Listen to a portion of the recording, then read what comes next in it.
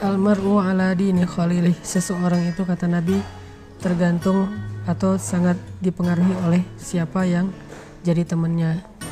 Jadi kalau temennya orang yang seneng sholat duha, jalan kemana aja waktunya duha, berhenti dulu, gue pengen sholat duha gitu, itu ke bawah, akhirnya jadi habit. Kalau temennya seneng tilawah, kayak aku jalan sama Buni ya, Buni itu kalau jalan di pesawat atau di mana tuh dia tilawah terus, dan itu jadi bikin aku kayak ngerasa malu gitu kan. Oh, kok dia aja tilawah, kok saya yang katanya ustadz kok malah tidur di pesawat gitu kan. Akhirnya ya tidur. Minimal muncul rasa malu dulu, terus besok-besok kayak diperbaiki pelan-pelan gitu. Dan itu memang benar sih kata Nabi, kita tuh gampang dipengaruhi, terutama oleh orang-orang yang kita kagumi, orang-orang yang mungkin kita masih respect sama dia, atau orang yang kita dekat sama dia, itu kita bisa dipengaruhi. Kayak selera makan aja bisa dipengaruhi loh. Dulu pas aku awal-awal ke Bandung, aku nggak suka makan makanan yang ada lalap-lalapnya kayak sayur-sayuran gitu, karena orang Aceh kan makannya santan, daging gitu kan. Makan sayur mentah tuh jarang. Nah, karena di sini teman-teman rata-rata makannya kayak gitu, terus keluarga juga makannya kayak gitu, akhirnya jadi biasa aja dan bisa menikmati.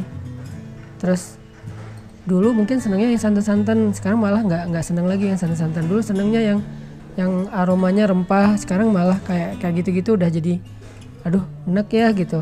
Ini kan selera ini relatif ya, tergantung lingkungan. Nah, dalam masalah makan bisa kayak gitu, termasuk dalam masalah amal soleh.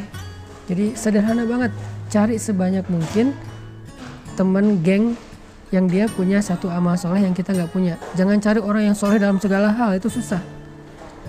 Dia hafiz, dia ulama, dia mujahid, dia orang yang dermawan, dia apa.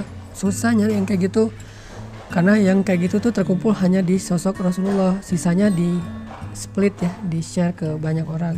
Ya mungkin ada yang ahli tahajud di antara kita, teman-teman geng kita, ada yang orangnya santun, itu aja yang kelebihan dia. Dia mungkin bukan ahli ibadah, walaupun gak bikin dosa, tapi dia orangnya santun gitu.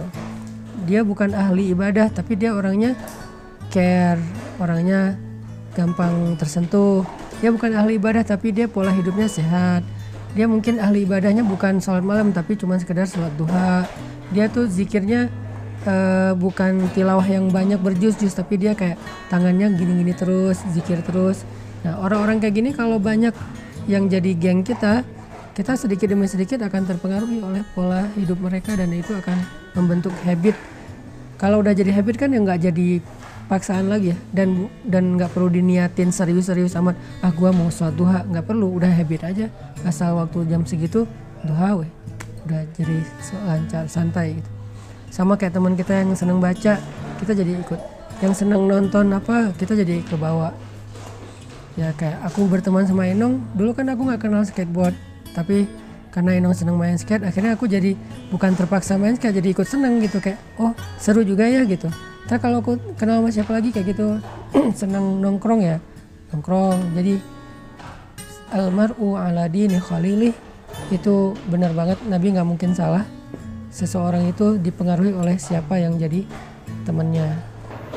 Jadi kalau mau nge-mall, usahakanlah ada 1-2 orang yang ya, biasa ngejaga sholat bisa kayak gitu ya. Makanya kita kalau sama teman-teman yang soleh itu, kalau perlu kita yang jaga dia untuk tetap jadi teman kita. Jangan gampang ilfil, jangan gampang bete. Mungkin dia nggak seru kayak yang lain, tapi dia yang jaga kita tentang urusan agama kita. Jadi jangan berharap dia bikin kita happy, fun, seru, kayak renyah gitu.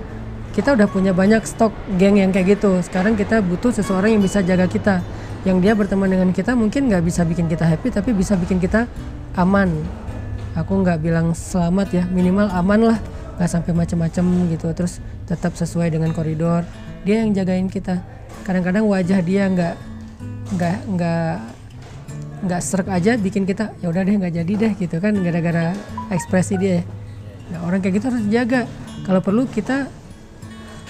Kalau perlu untuk sedikit berkorban supaya tetap punya teman kayak gitu, ya berkorban, kayak bayarin dia makan, peduli terhadap kebutuhan dia, karena dia tuh aset akhirat kita.